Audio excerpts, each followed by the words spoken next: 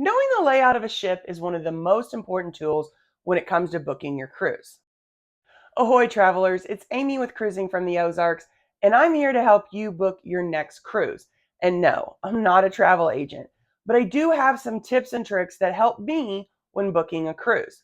One of the most important items I use when booking a cruise and planning a cruise are ship deck plans. Whether you're looking for the perfect ship with all the amenities you want on a cruise, or you're looking for the perfect cabin location, a good ship deck map is your go-to tool. Cruise lines will provide deck plans for you, but I actually prefer to use the site cruisedeckplans.com. They have the same basic deck plans as the line provides on their website, but will also have extras like photos and videos of the locations and rooms on the ships. I also find it easier to switch from deck to deck while searching a ship's plans. So what all can you find on deck plans? You can look at the layout of each cabin type, which might help you decide which one suits you best. There's also going to be a key that will let you know if the cabin connects to its neighboring cabin, has Pullman beds, convertible sofa, and more. I use this information to book connecting rooms for a future mother-daughter cruise with friends of ours, but then to stay away from connecting rooms when it's just mom and I. When looking for the perfect cabin location, there are some areas you'll want to stay away from, and deck maps can really help with that.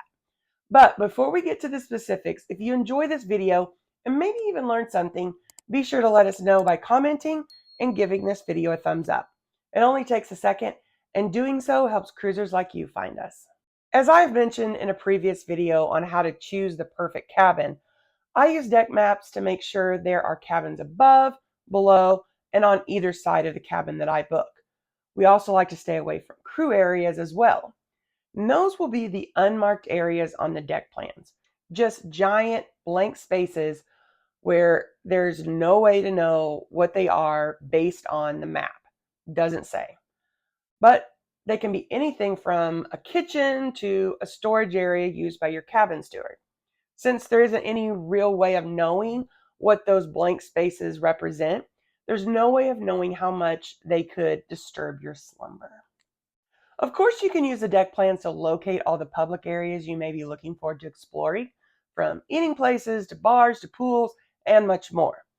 Not only will this help you be more familiar with what is available on your ship and where they are located, but this may help you decide if you want a cabin in the forward, aft, or middle of the ship.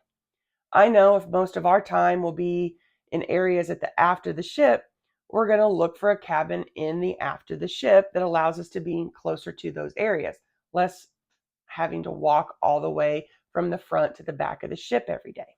I highly recommend that you spend some time looking over ship deck plans before you book your cruise and after. The more you look at the deck plans, the more you're going to be able to use them to your advantage. Why not stick around and check out this video and then come back for more information designed to help you have an amazing cruise. Have a blessed week, everyone.